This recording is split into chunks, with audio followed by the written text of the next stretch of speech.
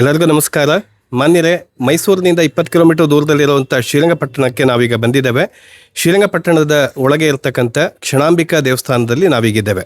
ಕ್ಷಣಾಂಬಿಕಾ ಇಲ್ಲಿಗೆ ಬರ್ತಕ್ಕಂಥ ಭಕ್ತರ ಆಸೆಗಳನ್ನು ಕ್ಷಣಮಾತ್ರದಲ್ಲಿ ಈಡೇರಿಸ್ತಾಳೆ ಅನ್ನೋದು ಒಂದು ಐತಿಹ್ಯ ಇದೆ. ಈ ಒಂದು ಕ್ಷಣಾಂಬಿಕಾ ದೇವಸ್ಥಾನಕ್ಕೆ ಸಂಬಂಧಪಟ್ಟಂಥ ಹೆಚ್ಚು ಮಾಹಿತಿಯನ್ನು ಇಲ್ಲಿಯ ಸ್ಥಳೀಯ ನಿರ್ವಾಹಕರಾಗಿರ್ತಕ್ಕಂಥ ಶ್ರೀಯುತ ಬಿ ಪ್ರಕಾಶ್ ಅವರಿಂದ ಕೇಳಿ ತಿಳ್ಕೊಳ್ಳೋಣ. ಅವರು ನಿವೃತ್ತ ಶಿಕ್ಷಕರು ಸಹ ಆಗಿದ್ದಾರೆ. ಈಗ ಬಿ ಪ್ರಕಾಶ್, ನಮಸ್ತೆ ಸರ್. ನಮ್ಮ ಹೆಸರು ಬಿ ಪ್ರಕಾಶ್ ಅಂದ್ಬಿಟ್ಟು sir. Retired school master. Retired ಆಗಿ ಸರ್ ಒಂದು 7 ಇಯರ್ಸ್ ಆಯಿತು. ನಾವು ಈ ದೇವಸ್ಥಾನದ ಬಗ್ಗೆ ಸುಮಾರು ನಾವು ನೋಡೋ ಮಟ್ಟಿಗೆ ಒಂದು 50 ವರ್ಷದಿಂದ ಪೂಜೆ ಪುರಸ್ಕಾರಗಳನ್ನ ಸರ್ ಮಾಡ್ಕೊಂಬೋದಾ ಇದ್ವಿ. ತುಂಬ ಶಕ್ತಿ ದೇವತೆ. ಇದ್ರ ಜೊತೆಗೇನು ಅಂದರೆ ಇಲ್ಲಿ ಇದು ಎಲ್ಲ ಹಬ್ಬ ಹರಿದಿನಗಳನ್ನು ದೀಪೋತ್ಸವ ಮಾಡ್ತೀವಿ ಸರ್. ನಾವು ಅನ್ನ ಸಂತರ್ಪಣೆ ಮಾಡ್ತೀವಿ. ಮತ್ತು ಇಲ್ಲಿ ನಾವು ಗಣಪತಿ ಕೂರಿಸಿ ಸರ್ ಸುಮಾರು 40 ವರ್ಷದಿಂದ ನಾವು ಗಣಪತಿ ಕಾರ್ಯಕ್ರಮಗಳನ್ನ ಮಾಡ್ಕೊಂಬತ್ತಾ ಇದ್ದೀವಿ ಸರ್. ಇಲ್ಲಿಂದ ನಾವು ಮಾಡೋದ್ರಲ್ಲಿಂದ ನಮಗೆಲ್ಲರಿಗೂ ದೇವರು ಭಾಳ ಸುಭಿಕ್ಷವಾಗಿ ಮಡಗಿದ್ದಾರೆ ಸರ್. ಇದು ಜ್ಯೋತಿಮಹೇಶ್ವರ ದೇವಸ್ಥಾನ ಅಂದ್ಬಿಟ್ಟು ಸರ್. ಶ್ರೀರಂಗಪಟ್ಟಣದಲ್ಲಿ ಜ್ಯೋತಿಮಹೇಶ್ವರ ಮತ್ತು ಕ್ಷಣಾಂಬಿಕಾ ದೇವಸ್ಥಾನ ಅಂತ 2 ದೇವಸ್ಥಾನಗಳಿದೆ. ಈ ಜ್ಯೋತಿಮಹೇಶ್ವರ ದೇವಸ್ಥಾನದ ಮೂಲ ಹೆಸರೇನು ಅಂದರೆ, ಇಲ್ಲಿ 1 ಲಕ್ಷದ 1 ಜ್ಯೋತಿ ದೀಪ ಸರ್ ಈ ದೇವಸ್ಥಾನದಲ್ಲಿ ಉರಿತಾ ಇತ್ತು ಸರ್. ಯಾವಾಗ ಅಂದರೆ ರಣಧೀರವ ಕಂಠೀರವ ಕಾಲದಲ್ಲಿ. ನಂತರ ಏನಾಯಿತು, ಸ್ವಲ್ಪ ದಿನನಿತ್ಯ ಕಡಿಮೆ ಬರ್ತು. ಅದಕ್ಕೋಸ್ಕರ 1 ಲಕ್ಷದ 1 ಜ್ಯೋತಿ ದೀಪ ಉರಿಯೋದಕ್ಕೆ ಜ್ಯೋತಿಮಹೇಶ್ವರ ಅಂದ್ಬಿಟ್ಟು ಇದಕ್ಕೆ ಹೆಸರು ಸರ್, ಮೂಲ ಹೆಸರು. ಇದು ದಳವಾಯಿ ದೊಡ್ಡೆಯವರ ಕಾಲದಲ್ಲಿ ಈ ದೇವಸ್ಥಾನವನ್ನು ಸ್ಥಾಪನೆ ಮಾಡಿದ್ರು ಸರ್, ರಾಜರ ಕಾಲದಲ್ಲಿ ಸರ್. ಚಂದ್ರ ಅಂದ್ಬಿಟ್ಟು ಪೀಠಗಳು ಮಾತ್ರ ಸರ್ ಸಿದ್ಧಿಗೆ ಮಾಡಿಸಿದ್ದು. 3 ದೇವರು 1200 ವರ್ಷಗಳ ಇತಿಹಾಸ ಸರ್. ಈ ದೇವಸ್ಥಾನ 1200 ವರ್ಷಗಳ ಇತಿಹಾಸ ಸರ್. ಇದು ಅನ್ನಪೂರ್ಣೇಶ್ವರಿ ಅಂದ್ಬಿಟ್ಟು. ಅನ್ನಪೂರ್ಣೇಶ್ವರಿ ಅಂದರೆ ನಮಗೆ ಸದಾಕಾಲ ಅನ್ನವನ್ನು ಕೊಡೋ ದೇವತೆಗೆ ನಾವು ಅನ್ನಪೂರ್ಣೇಶ್ವರಿ ಅಂತ ಕರಿತೀವಿ ಸರ್. ಅಲ್ಲಿ ನೆಕ್ಸ್ಟ್ ಕಾಶಿ ವಿಶ್ವನಾಥ ಅಂದ್ಬಿಟ್ಟು ಸರ್. ಕಾಶಿ ವಿಶ್ವನಾಥ ಅಂದರೆ ನಿಮಗೆ ಕಾಶಿಯಿಂದ ತಗೊಂಬಂದು ಈ ದೇವ್ರನ್ನ ನಾವು ಸ್ಥಾಪನೆ ಮಾಡೋದು ಸರ್. ಏಕೆ ಸ್ಥಾಪನೆ ಮಾಡೋದು ಅಂದರೆ, ವಯಸ್ಸಾದವರು ಕಾಶಿಗೆ ಸರ್ ಹೋಗೋಕ್ಕಾಗ್ತಾ ಇರಲಿಲ್ಲ. ಮತ್ತು ಹಣ ಇರಲಿಲ್ಲ, ಟ್ರೈನ್ ವ್ಯವಸ್ಥೆ ಇರಲಿಲ್ಲ, ಪ್ಲೇನ್ ವ್ಯವಸ್ಥೆ ಇರಲಿಲ್ಲ. ಅದಕ್ಕೋಸ್ಕರ ಸರ್ ಒಂದು 40 ವರ್ಷ ಆಯಿತು ಸರ್. ಇಲ್ಲೇ ನಾವು ಮೂಲತಃ ಕಾಶಿಯಿಂದ ತಂದು ಸ್ಥಾಪನೆ ಮಾಡಿದಿರೋ ಕಾಶಿ ವಿಶ್ವನಾಥ ಸ್ವಾಮಿ ಸರ್. ನೆಕ್ಸ್ಟ್ ಜ್ಯೋತಿಮಹೇಶ್ವರ ಅಂದ್ಬಿಟ್ಟು ಸರ್. ಜ್ಯೋತಿಮಹೇಶ್ವರ ಸ್ವಾಮಿ, ವೇದನಾಯಕಮ್ಮ, ಪಾರ್ವತಿ, ವಿಘ್ನೇಶ್ವರ, ಸುಬ್ರಹ್ಮಣ್ಯೇಶ್ವರ ಅಂದ್ಬಿಟ್ಟು ಇವೆಲ್ಲವನ್ನು ಸರ್ ಇಲ್ಲಿ ರಣಧೀರವ ಕಂಠೀರವ ಕಾಲದಲ್ಲಿ ಈ ದೇವಸ್ಥಾನವನ್ನು ಸರ್ ಸ್ಥಾಪನೆ ಮಾಡೋದು. ಇದು ಮೂಲ ವಿಗ್ರಹ ಸರ್. ಅವ್ರ ಕೊಡುಗೆ, ರಾಜನ ಕೊಡುಗೆ ಸರ್ ಇದು. ಈ ವಿಗ್ರಹವನ್ನು ಚಿನ್ನ, ಬೆಳ್ಳಿ, ಅಬ್ರಕ, ಸತು, ಸೀಸ ಈ ಪಂಚಲೋಹದಿಂದ ಮಾಡಿರುವಂಥ ವಿಗ್ರಹಗಳು ಸರ್. ಇದು ವರ್ಷಕ್ಕೆ ನಾವು ಸರ್ 14 ಬಾರಿ ನಾವು ನಮ್ಮ ಗಾಣಿಗರ ಸಂಘದಿಂದ ಸರ್ ನಾವು ಉತ್ಸವವನ್ನು ಮಾಡ್ತೀವಿ ಸರ್. ಹಿಂದೆ ಯಾವ ರಾಜರ ಬೀದಿಗಳಲ್ಲಿ ಸ್ಥಾಪನೆ ಆಗಿತ್ತೋ ಅದೇ ಬೀದಿ ಸರ್ ಈ ಉತ್ಸವಗಳು ಹೋಗಬೇಕು. ಬೇರೆ ಬೀದಿಗಳಲ್ಲಿ ಹೋಗೋಕ್ಕೆ ಪರ್ಮಿಷನ್ ಇಲ್ಲ ಸರ್. ಸರ್ಕಾರದ ಆದೇಶದ ಪ್ರಕಾರ ಹಿಂದೆ ಏನು 1200 ವರ್ಷಗಳ ಇತಿಹಾಸದಲ್ಲಿ ಯಾವ ರೀತಿ ಉತ್ಸವ ಮೂರ್ತಿಗಳನ್ನ ನಾವು ಮೆರವಣಿಗೆ ಮಾಡ್ತಿದ್ದೆ ಅದೇ ಮೂಲ ಸ್ಥಳದಿಂದಲೇ ಸರ್ ನಾವು ಹೋಗಬೇಕು. ಬೇರೆ ಸ್ಥಳದಲ್ಲಿ ನೀವು ಲಕ್ಷ ಕೊಟ್ಟರು ನಾವು ಈ ದೇವಸ್ಥಾನದಿಂದ ಬೇರೆ ಕಡೆ ರಸ್ತೆಗಳನ್ನ ಹೋಗೋಕ್ಕೆ ಸಾಧ್ಯತೆ ಇಲ್ಲ ಸರ್. ಇದು ಸರ್ ಸಪ್ತಮಾತೃಕೆ ಇರುವಂಥದ್ದು. ಸಪ್ತಮಾತೃಕೆ ಅಂದರೆ ಬ್ರಾಹ್ಮಿ, ಮಹೇಶ್ವರಿ, ಕೌಮಾರಿ, ವೈಷ್ಣವಿ, ವಾರಾಹಿ, ಇಂದ್ರಾಣಿ, ಚಾಮುಂಡಿ ಅಂದ್ಬಿಡ್ತಾರೆ. ನಾವು ನವರಾತ್ರಿಗಳ ಪೂಜೆ ಮಾಡ್ತೀವಿ. ಇದನ್ನ ಸಪ್ತಮಾತೃಕೆ ಅಂತ ಕರಿತೀವಿ ಸರ್. ಇದು ಆದಿಚುಂಚನಗಿರಿ ಕಾಲಭೈರವ ಸರ್. ಕಾಲಭೈರವ ಸರ್ ಮೂಲ ವಿಗ್ರಹ. ಇವೆಲ್ಲ ಪ್ರತಿಮೆಗಳಲ್ಲೇ 1200 ವರ್ಷಗಳ ಪ್ರತಿಮೆಗಳು ಸರ್ ಇವೆಲ್ಲವನ್ನು. Next Nataraja sir. ಇದು ನಟರಾಜ. ಇದು ಕ್ಷಿಪ್ರ ಗಣಪತಿ ಅಂದ್ಬಿಡು ಸರ್. ಕ್ಷಿಪ್ರ ಗಣಪತಿ ಅಂದರೆ ನಿಮಗೆ ಬೇಗ ವರ ಕೊಡುವ ಗಣಪತಿ. ಅತಿ ಶೀಘ್ರದಲ್ಲಿ ಪ್ರಾರ್ಥನೆ ಮಾಡ್ಕೊಂಡ ತಕ್ಷಣ ನಮಗೆ ವರ ಕೊಡುವ ಗಣಪತಿಯನ್ನು ನಾವು ಕ್ಷಿಪ್ರ ಗಣಪತಿ ಅಂತ ಸರ್ ಕರೆಯೋದು. ಸುಬ್ರಹ್ಮಣ್ಯೇಶ್ವರ ಅಂದ್ಬಿಡು ಸರ್. ನಂದೀಶ್ವರ, ಮಹಾಕಾಳೇಶ್ವರ ಅಂತ. ನಂದೀಶ್ವರ, ಮಹಾಕಾಳೇಶ್ವರ ಅಂದರೆ ದೇವರಿಗೆ ಸರ್ ಎಡಬಂಟ್ರು ಮತ್ತು ಬಲಬಂಟ್ರು ಅಂತ ಸರ್. ಮೂಲ ವಿಗ್ರಹ ಸೂರ್ಯ ನಾವು ಅಭಿಷೇಕ ಮಾಡುವಾಗ ಜ್ಯೋತಿರ್ಲಿಂಗದ ಮೇಲೆ ಅಭಿಷೇಕ ಮಾಡುವಾಗ ಸೂರ್ಯನ ಕಿರಣಗಳು ಸರ್ ನೇರವಾಗಿ ಬೀಳ್ತಾ ಇರ್ತದೆ. ಆ ಟೈಮ್ ನಾವು ಕಾಯ್ಬೇಕು ಸರ್. ಇಲ್ಲಿ ನಂದೀಶ್ವರ, ಮಹಾಕಾಳೇಶ್ವರ. ಇದು ನಂದಿ ಅಂದ್ಬಿಡು ಸರ್. ಯಾವಾಗಲೂ ನಾವು ಜ್ಯೋತಿರ್ಮಹೇಶ್ವರ ದೇವಸ್ಥಾನ ಶಿವನ ಮುಂದೆ ಯಾವಾಗಲೂ ನಂದಿ ವಾಸ ಇರ್ತಾರೆ ಸರ್. ಯಾಕೆ ವಾಸ ಇರ್ತಾರೆ ಅಂದರೆ, ಈ ನಂದಿ ಒಳಗಡೆ 350 ಕೋಟಿ ದೇವತೆಗಳು ಸರ್ ವಾಸ ಮಾಡ್ತಾ ಇರ್ತಾರೆ. ಅದರಿಂದ ಶಿವ ಯಾವಾಗಲೂ ನಂದಿನ ಯಾವತ್ತೂ ಪ್ರತಿನಿತ್ಯ ನೋಡುವಂಥ ಒಂದು ಅವಕಾಶವನ್ನು ಈ ದೇವಸ್ಥಾನದಲ್ಲಿ ಕಲ್ಪಿಸಲಾಗಿದೆ. ಇದು ವರದರಾಜ ಸ್ವಾಮಿ ಅಂತ ಸರ್. ವರಗಳನ್ನು ಕೊಡುವ ದೇವತೆ ವರದರಾಜ ಸ್ವಾಮಿ. ಗಣಪತಿ, ಜೈ ಹನುಮಾನ್ ಅಂದ್ಬಿಟ್ಟು ಸರ್. ಆಂಜನೇಯ.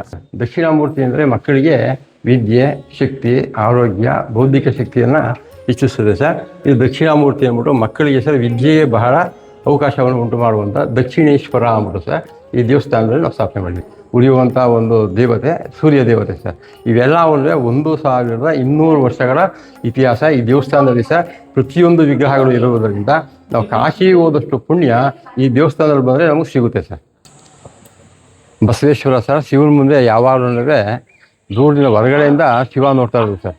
ಇದಕ್ಕೂ ಅಷ್ಟೇ ಸರ್, 1200 ವರ್ಷಗಳ ಇತಿಹಾಸ ಸರ್ ಇದು ಬಸವಣ್ಣ. ಕಾರ್ತಿಕ ಸೋಮವಾರದಲ್ಲಿ ಸರ್ ಮೊದಲನೇ ಸೋಮವಾರ, 2ನೇ ಸೋಮವಾರ, 3ನೇ ಸೋಮವಾರ, 4ನೇ ಸೋಮವಾರ ಸರ್ ಫುಲ್ ಅಭಿಷೇಕ ಸರ್. ಜ್ಯೋತಿಮಹೇಶ್ವರ ಸ್ವಾಮಿಗೆ ಮತ್ತು ವೇದನಾಯಕಮ್ಮನಿಗೆ ಅಭಿಷೇಕ ನಾವು ಮಾಡ್ತಾ ಇರ್ತೀವಿ ಸರ್. ಇದೇ ಶಿವನ ದೇವಸ್ಥಾನ ಸರ್, ಬ್ಯಾಕ್ ಸೈಡು ಅದು ಅಮ್ಮನ ದೇವಸ್ಥಾನ ಇದೆ ಸರ್. ಪರಶುರಾಮ ದೇವಸ್ಥಾನ, ಚಂಡಿಕೇಶ್ವರ ಅಂದ್ಬಿಟ್ಟು ಸರ್. ಮಕ್ಕಳಿಗೆ, ಸಣ್ಣ ಮಕ್ಕಳು ಸರ್, 1 ವರ್ಷದಿಂದ 5 ವರ್ಷದ ಮಕ್ಕಳಿಗೆ ಎಲ್ಲರಿಗೂ ಅಕಸ್ಮಾತ್ ತಿಂಡಿ ಅಂದರೆ ಅವರು ಹಠವಾದಿಗಳು ಜಾಸ್ತಿ. ಹಠ ಅಂದರೆ ಅವರು ಅಳೋದು, ಕಿರ್ಚೋದು, ಎದುರ್ಕೊಳ್ಳೋದು, ಭಯ ಅವೆಲ್ಲ ಇರ್ತದೆ ಸರ್.